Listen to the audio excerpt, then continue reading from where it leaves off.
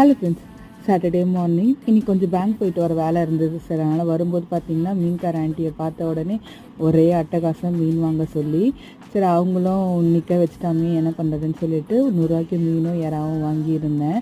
இப்போல்லாம் குட்டி அவருக்கு என்ன வேணுமோ அதை அடம் பிடிச்சி வாங்குற அளவுக்கு ஆளாயிட்டார்.